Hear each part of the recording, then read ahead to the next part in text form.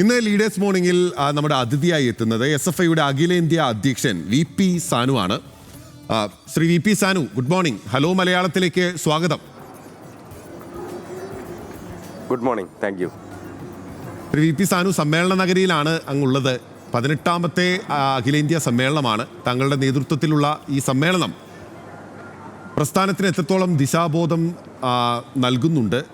പ്രസ്ഥാനം ഇതുവരെ നടന്നു വന്നിട്ടുള്ള വഴികളിൽ ഈ സമ്മേളനത്തിന്റെ സ്ഥാനം എവിടെയായിരിക്കും?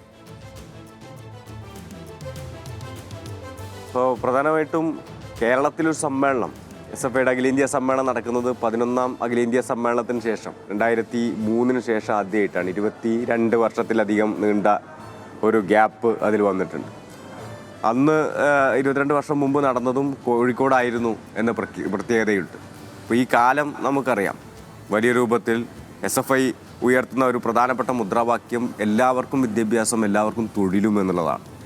ഈ രണ്ടിനും ഏറ്റവും കൂടുതൽ പ്രതിസന്ധി നേരിടുന്ന ഒരു കാലമാണ്. വിദ്യാഭ്യാസ മേഖലയായാലും ശരി, അതുപോലെ തന്നെ തൊഴിലുമായി ബന്ധപ്പെട്ടായാലും ശരി, ഏറ്റവും രൂക്ഷമായ പ്രശ്നം ഇന്ത്യയിൽ നിലനിൽക്കുന്നൊരു സമയമാണ്. അത് സ്കൂളുകളുടെ അടച്ചുപൂട്ടൽ തൊട്ട് ഉന്നത വിദ്യാഭ്യാസ രംഗത്തേക്ക് ഗവേഷണ മേഖലയ്ക്കുള്ള ഫണ്ട് വെട്ടിക്കുറക്കുന്നതുൾപ്പെടെയുള്ള നടപടികളുമായിട്ടാണ് യൂണിയൻ ഗവൺമെൻറ് പോകുന്നത്. അതുപോലെ തന്നെ തൊഴിൽ മേഖലയും വലിയ രൂപത്തിൽ സ്തംഭിച്ചിരിക്കുന്നു. നമുക്ക് യൂണിയൻ ഗവൺമെൻറ് കീഴിൽ 10 ലക്ഷത്തിലധികം പോസ്റ്റുകൾ ഒഴിഞ്ഞു കിടക്കുന്നു. അതൊന്നും നികത്താൻ തയ്യാറാവുന്നില്ല. അപ്പോൾ ഇത്തരമൊരു ഘട്ടത്തിൽ നടക്കുന്ന സമ്മേളനം എന്ന നിലക്ക് ഈ സമ്മേളനത്തിന് വലിയ പ്രാധാന്യമുണ്ട്. അത്തരം വിഷയങ്ങൾ തീർച്ചയായും വലിയ ചർച്ചയായി മാറും. ഞങ്ങൾ വളരെ ശക്തമായിട്ടുള്ള സമരങ്ങളാണ് രാജ്യത്തുടനീളം നടത്തിക്കൊണ്ടിരിക്കുന്നത്. പ്രത്യേകിച്ച് ഈ ഘട്ടത്തിൽ വിവിധ പ്രദേശങ്ങളിൽ SFI പ്രവർത്തകർ സസ്പെൻഷനിലായി. അപ്പോൾ ഈ സമ്മേളനത്തിൽ പങ്കെടുക്കുന്ന ഡൽഹി ജാമിയ മില്ലിയ യൂണിവേഴ്സിറ്റിയിൽ നിന്നുള്ള അവിടുത്തെ യൂണിറ്റ് പ്രസിഡന്റ് സഖി ഇപ്പോഴും ക്യാമ്പസിൽ നിന്ന് സസ്പെൻഷനിലാണ്. അതുപോലെ തന്നെ അംബേദ്കർ യൂണിവേഴ്സിറ്റിയിൽ റാഗിങ് ചോദ്യം ചെയ്തതിൻ്റെ പേരിലാണ്, അതിനെതിരെ നടപടിയെടുക്കണമെന്നാവശ്യപ്പെട്ട് സമരം ചെയ്തതിൻ്റെ പേരിലാണ് ആദ്യം 3 പേരെ സസ്പെൻഡ് ചെയ്ത്.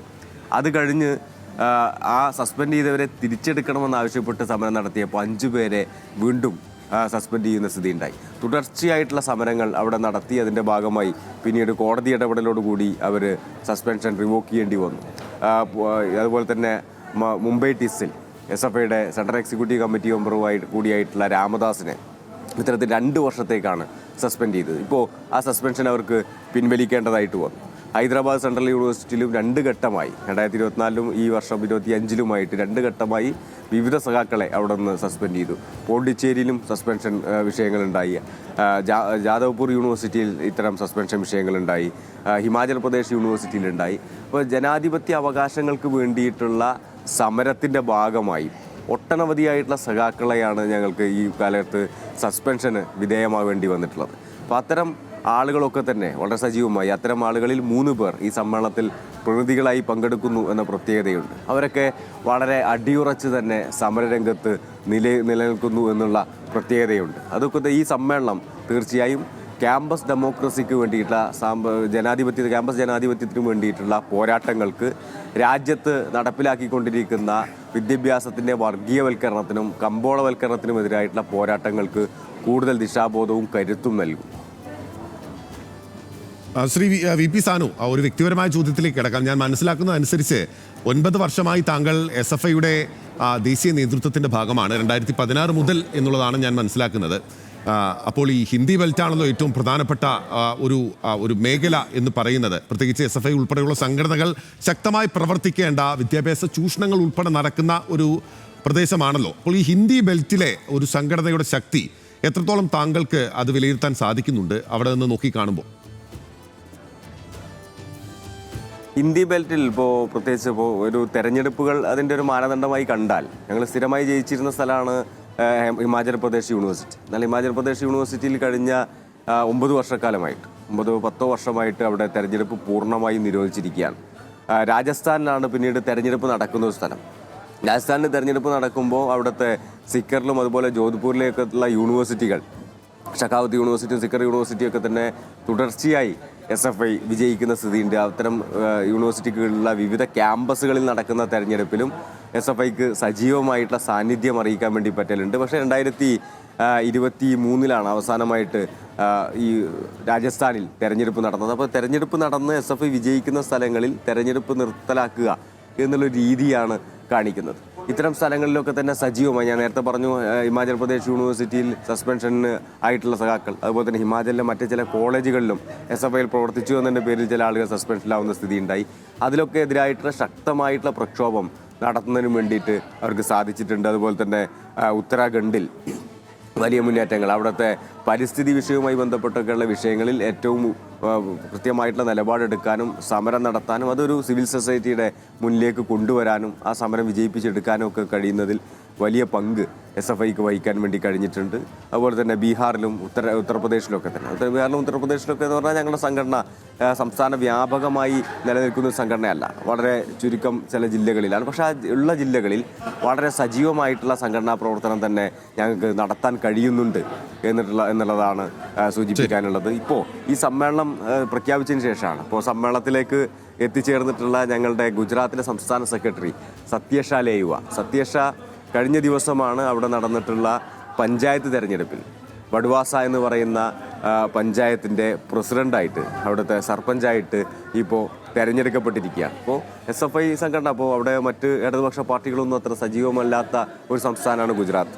ആ സംസ്ഥാനത്ത് SFI നേതാക്കൾ എന്ന് പറഞ്ഞാൽ വിദ്യാർത്ഥികളുടെ മാത്രമല്ല പൊതുജനത്തിൻ്റെ ആകെ നേതൃത്വമായി മാറുന്നു എന്നതിൻ്റെ ഒരു തെളിവാണ് സഖാവ് സതീഷയുടെ വിജയം. ഓക്കെ, അക്കാര്യം വ്യക്തമാണ്. ശ്രീ VP സാനു, SFIയുടെ കഴിഞ്ഞ 55 വർഷത്തെ ചരിത്രമെടുത്ത് പരിശോധിച്ചാൽ ഒരു വനിതാ ഭാരവാഹി പോലും പ്രസിഡന്റ് ജനറൽ സെക്രട്ടറി പദവിയിലേക്ക് എത്തിയിട്ടുണ്ടായിരുന്നില്ല. അപ്പോൾ ഈ സമ്മേളനത്തിൽ അതിനൊരു മാറ്റം ഉണ്ടാവുക. കേന്ദ്ര കമ്മിറ്റിയിൽ വളരെ പരിണതപ്രജ്ഞരായിട്ടുള്ള നേതാക്കളുണ്ടല്ലോ, നമ്മുടെ അനുശ്രീയെ പോലെ ദേശീയ തലത്തിൽ ശ്രദ്ധേയായിട്ടുള്ള ഐഷി ഘോഷ്, ദീപസ്ത പോലുള്ള ആളുകൾ ഉണ്ടായിട്ടുണ്ടല്ലോ. അപ്പോൾ അങ്ങനെ ഒരു നീക്കം പ്രതീക്ഷിക്കാമോ ഇത്തവണ? അത് സമ്മേളനത്തിൻ്റെ ഭാഗമായി തിരഞ്ഞെടുക്കപ്പെടുന്ന സെൻട്രൽ എക്സിക്യൂട്ടീവ് കമ്മിറ്റി, ഇപ്പോൾ പുതിയ കമ്മിറ്റിയാണ്, നിലവിലുള്ള കമ്മിറ്റിയാണ് പുതിയ കമ്മിറ്റിയെ നിർദ്ദേശിക്കേണ്ടത്. അപ്പോൾ അതിനുശേഷം ആ കമ്മിറ്റിയാണ് പുതിയ ഭാരവാഹികളെ തീരുമാനിക്കേണ്ടത്. തീർച്ചയായും അത്തരം ആളുകളുണ്ട്. ഇപ്പോഴും കഴിഞ്ഞ സമ്മേളന കാലയളവിൽ കേരളത്തിൽ വനിതാ ഭാരവാഹി ഉണ്ടായിരുന്നു. ഇപ്പോൾ ആസാമിലും ഗുജറാത്തിലും ഡൽഹിയിലും വനിതാ സംസ്ഥാന ഭാരവാഹികളുണ്ട്. ബീഹാറിലും സംസ്ഥാന ഭാരവാഹികൾ വനിതകളാണ്. അത്തരത്തിൽ ഇപ്പോൾ മറ്റ് സംസ്ഥാനങ്ങളിലും സംസ്ഥാന തലത്തിൽ പ്രവർത്തിക്കുന്ന, ദേശീയ തലത്തിൽ തന്നെ ഈ പറയുന്ന പോലെ ശ്രദ്ധയാകർഷിക്കപ്പെട്ടിട്ടുള്ള വനിതാ നേതാക്കളുടെ നിര തന്നെ തീർച്ചയായിട്ടും SFIക്കുണ്ട്. അപ്പോൾ ആ സമയത്ത് അത്തരം എല്ലാ കാര്യങ്ങളും പരിഗണിച്ചുകൊണ്ടായിരിക്കും പുതിയ ഭാരവാഹിയെ തീരുമാനിക്കുന്നത്. തീർച്ചയായും. ശ്രീ VP സാനു, ഈ സ്വകാര്യ സർവകലാശാലകൾ കേരളത്തിൽ സ്ഥാപിക്കാനുള്ള സംസ്ഥാന സർക്കാരിൻ്റെ തീരുമാനത്തെ SFIയുടെ കേന്ദ്ര സംസ്ഥാന നേതൃത്വങ്ങൾ ഒരേപോലെ തന്നെ പിന്തുണച്ചിരുന്നു. യഥാർത്ഥത്തിൽ ഇപ്പോഴും അതിലൊരു കൺഫ്യൂഷൻ ചിലർക്കിടയെങ്കിലും ബാക്കി നിൽക്കുന്നുണ്ടോ? അത് SFIയുടെ ഒരു തീരുമാനത്തിന് അല്ലെങ്കിൽ ഒരു നയത്തിൻ്റെ വ്യതിചലനമായിരുന്നില്ലേ അത്? അതിൽ ഒരു വിഷയം, ഇപ്പോൾ കേരളത്തിൽ 2 ഡീംഡ് യൂണിവേഴ്സിറ്റികൾ ആരംഭിച്ചിട്ടുണ്ട്. ഇപ്പോൾ അമൃതയുടെ ഡീംഡ് യൂണിവേഴ്സിറ്റി ഉണ്ട്, അതുപോലെ തന്നെ ജെയിൻ യൂണിവേഴ്സിറ്റിയുടെ ക്യാമ്പസും കേരളത്തിൽ പ്രവർത്തിക്കുന്നുണ്ട്. ഈ രണ്ടും കേരളത്തിൻ്റെ സംസ്ഥാനത്തിൻ്റെ യാതൊരു വിധത്തിലുള്ള നിയന്ത്രണമോ അനുമതിയോ ഇല്ലാതെ ആരംഭിച്ച സ്ഥാപനങ്ങളാണ്. അത്തരം സ്ഥാപനങ്ങളിലൊന്നും തന്നെ സാമൂഹ്യ നീതിയോ മെറിറ്റോ പാലിക്കപ്പെടുന്നുണ്ട് എന്ന് നമുക്ക് പറയാൻ വേണ്ടി പറ്റില്ല. എന്നാൽ ഒരു സ്വകാര്യ സർവകലാശാല, ഇപ്പോൾ ഇന്ത്യയിൽ സ്വകാര്യ സർവകലാശാല ഇല്ലാത്ത 2 സംസ്ഥാനങ്ങളെ ഉണ്ടായിരുന്നുള്ളൂ. ഒന്ന് കേരളവും അതുപോലെ തന്നെ ഗോവയും. മറ്റെല്ലാ സ്ഥലങ്ങളിലും, ചെറിയ ചെറിയ സംസ്ഥാനങ്ങളിൽ പോലും സ്വകാര്യ സർവകലാശാലകൾ ഒട്ടനവധിയായിട്ട് ഉണ്ട്.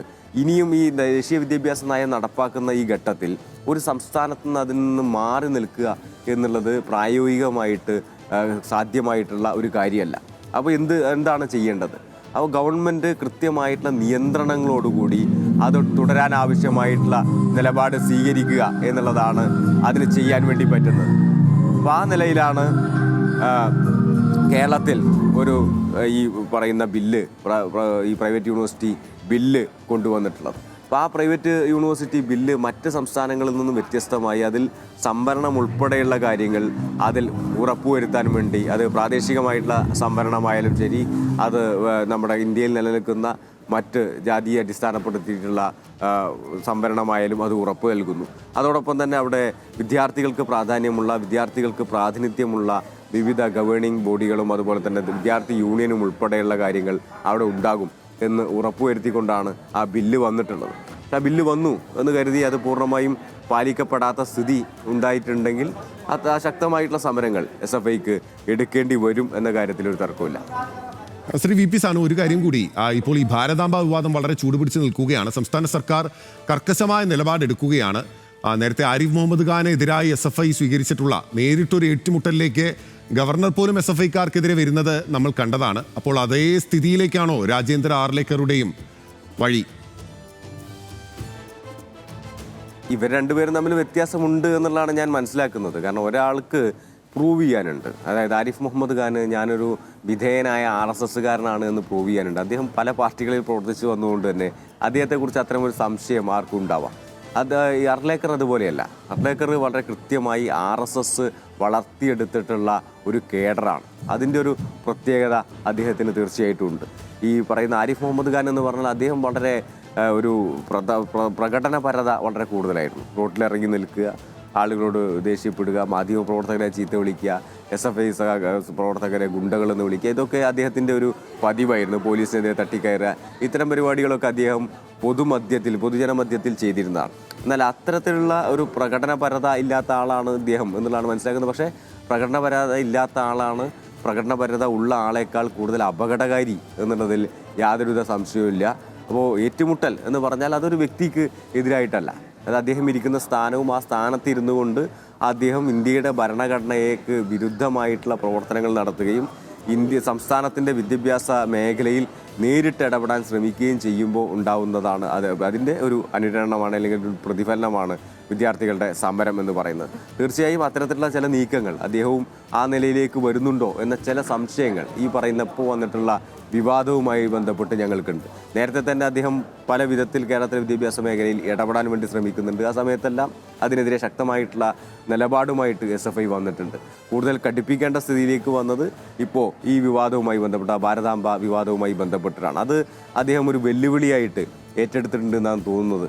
അത്തരത്തിലാണ് അദ്ദേഹം പോകുന്നതെങ്കിൽ തീർച്ചയായും അതേ രൂപത്തിൽ തന്നെ ഞങ്ങൾക്കും പ്രതിഷേധവും പ്രതികരണവുമായിട്ട് തെരുവിലിറങ്ങേണ്ടി വരും. നിലവിൽ തന്നെ അത്തരത്തിലുള്ള പ്രതിഷേധം ഇപ്പോൾ തിരുവനന്തപുരത്ത് ഉൾപ്പെടെ ഉണ്ടായിട്ടുണ്ട്. ഓക്കെ, വ്യക്തമാണ്. സാനു, ഒരൊറ്റ കാര്യം കൂടി, SFI ഒരു സമര സംഘടനയാണല്ലോ, നിരന്തരമായിട്ടുള്ള സമരമാണ് SFI കേരളത്തിൻ്റെ പൊതു രംഗത്ത് കാഴ്ചവെച്ചിട്ടുള്ള. ആ സമരങ്ങളെല്ലാം തന്നെ വിജയിപ്പിക്കാനും, പല സമരങ്ങൾ വിജയിപ്പിക്കാനും, വിദ്യാഭ്യാസപരമായ പല പരിഷ്കാരങ്ങൾക്കും വഴി തുറക്കാനും SFIക്ക് സാധിച്ചിട്ടുണ്ടെന്ന കാര്യത്തിൽ സംശയമില്ല. ആ അർത്ഥത്തിൽ കഴിഞ്ഞ 9 വർഷമായി ഇടതുപക്ഷ ജനാധിപത്യ മുന്നണി സർക്കാരാണ് കേരളത്തിൽ ഉള്ളത്. ഇപ്പോൾ ഈ ഗവർണറുമായിട്ടുള്ള ഏറ്റുമുട്ടൽ ഒഴിച്ചു നിർത്തിക്കഴിഞ്ഞാൽ നിരന്തരമായ സമരങ്ങൾ SFIക്ക് ചിലർക്കെങ്കിലും മിസ് ചെയ്യുന്നുണ്ടോ? അത് മടി പിടിപ്പിച്ചിട്ടുണ്ടോ SFIക്കാരെ?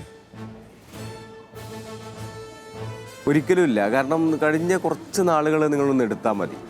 അതിൽ ഇപ്പോൾ എനിക്ക് തോന്നുന്നത് മെയ് മാസത്തിലും ഏപ്രിൽ മാസത്തിലും പോലും വിവിധ സർവകലാശാലകളിലേക്ക് SFI മാർച്ച് നടത്തുകയാണ്. അത് ഗവർണറുമായി ബന്ധപ്പെട്ടിട്ടുള്ള മറ്റ് ഒട്ടനവധിയായിട്ടുള്ള വിദ്യാഭ്യാസ വിഷയങ്ങളുമായി ബന്ധപ്പെട്ട് തുടർച്ചയായി സർവകലാശാലകൾക്ക് മുമ്പിൽ SFI സമരം നടത്തുന്നുണ്ട്. വിവിധ ജില്ലാ കേന്ദ്രങ്ങളിൽ SFI സമരം നടത്തുന്നുണ്ട്. അതുപോലെ തന്നെ സംസ്ഥാന സെക്രട്ടേറിയറ്റിലേക്ക് തന്നെ മാർച്ച് നടത്തുന്നുണ്ട്. ഇതിൻ്റെ ഒരു വിഷയം പൊതുവിൽ കാണുമ്പോൾ നേരത്തെ ഉള്ളതുപോലെ ലാത്തി ചാർജിലേക്കോ അല്ലെങ്കിൽ മറ്റ് ജലപീരങ്കി പ്രയോഗിക്കേണ്ടതായിട്ടോ ഒക്കെയുള്ള അവസ്ഥയിലേക്ക് പോലീസ് മുതിരാറില്ല എന്നുള്ളത് മാത്രമാണ് സമരമായി ബന്ധപ്പെട്ട് പൊതുജനമധ്യത്തിൽ കാണുമ്പോൾ സമരം ഇല്ല എന്ന് തോന്നാനുള്ള കാരണം. അല്ലാതെ സമരം ശക്തമായിട്ട് തന്നെ നടക്കുന്നുണ്ട്. മാത്രമല്ല കഴിഞ്ഞ സമയത്താണ് സഖാവ് SFIയുടെ സംസ്ഥാന പ്രസിഡന്റായിരുന്ന സഖാവ് K. അനുശ്രു ഉൾപ്പെടെ SFIയുടെ 4 കേന്ദ്ര കമ്മിറ്റി അംഗങ്ങളാണ്, 4 സെൻട്രൽ എക്സിക്യൂട്ടീവ് കമ്മിറ്റി അംഗങ്ങൾ ജയിലിലാവുന്ന സ്ഥിതി വരെ ഈ കഴിഞ്ഞ 2024 ഉണ്ടായി. അപ്പോൾ അത്തരത്തിലുള്ള ശക്തമായിട്ടുള്ള പ്രക്ഷോഭങ്ങൾ അക്കാര്യം വ്യക്തമാണ്. എനിക്ക് സമയപരിമിതി ഉള്ളതുകൊണ്ടാണ് ശ്രീ വി പി സാനു ഞാൻ ഇടപെടുന്നത്. ഒരൊറ്റ കാര്യം കൂടി, കഴിഞ്ഞ 9 വർഷമായി SFIയുടെ നേതൃത്വത്തിൽ അങ്ങുണ്ട്, ഇപ്പോൾ അഖിലേന്ത്യാ അധ്യക്ഷ സ്ഥാനത്ത് നിൽക്കുകയാണ്, അങ്ങ് ഈ പദവിയിൽ നിന്ന് പടി ഇറങ്ങുകയാണ്. അപ്പോൾ യഥാർത്ഥത്തിൽ SFI മിസ് ചെയ്യുമോ അങ്ങേക്ക്? പടിയിറങ്ങുന്ന കാര്യം SFI സംഘടനയാണ് തീരുമാനിക്കേണ്ടത്. കാരണം മാത്രമല്ല SFIയിൽ നിൽക്കുക എന്ന് പറഞ്ഞാൽ ഇപ്പോൾ എന്നെ സംബന്ധിച്ചിടത്തോളം കഴിഞ്ഞൊരു 24 വർഷമായിട്ട് ഞാൻ SFI പ്രവർത്തകനാണ്. അതിൽ തന്നെ ഒരു +1 +2 കാലഘട്ടം ഒക്കെ എടുത്ത് പരിശോധിച്ചിട്ടുണ്ടെങ്കിൽ കഴിഞ്ഞൊരു 19 വർഷമായിട്ട് ഞാൻ സജീവമായിട്ട് ഈ സംഘടനാ രംഗത്ത് നിൽക്കുന്ന ആളാണ്. തീർച്ചയായും അത്രയും ദീർഘകാലം നിന്നുകൊണ്ട് തന്നെ വലിയ സംഘടന SFI സംഘടനയെ നയിക്കുന്നത് ഒരു സ്ട്രോങ് ഫീലിംഗ് ഓഫ് ലവ് കൂടിയാണ്, ഒരു ഇമോഷണൽ ഒരു അറ്റാച്ച്മെൻ്റ് ഈ സംഘടനയുമായിട്ട് ഈ സംഘടനയിൽ പ്രവർത്തിച്ച ഏതൊരാൾക്കും ഉണ്ട്. അതുകൊണ്ടാണ് സഖാവ് Sitaram Yechury once SFI is always SFI എന്ന് പറയുന്ന വാക്യം അദ്ദേഹം പറഞ്ഞത്. തീർച്ചയായിട്ടും അത്തരത്തിലുള്ള വ്യക്തിപരമായിട്ടുള്ള ഇമോഷനും സന്തോഷങ്ങളും സങ്കടങ്ങളും എല്ലാം കഴിഞ്ഞ കുറേ നാളുകളായിട്ട് അതിൻ്റെ ഒരു പ്രധാന കേന്ദ്ര ബിന്ദു എന്ന് പറയുന്നത് SFI ആണ്. ശരി, വളരെ നന്ദി ശ്രീ VP സാനു. സമ്മേളന നഗരിയിൽ വെച്ച് ഞങ്ങളോട് സംസാരിച്ചതിന്, സമയം ചെലവിട്ടതിന്, ഹലോ മലയാളത്തിൽ അതിഥിയായി എത്തിയത്. Thank you.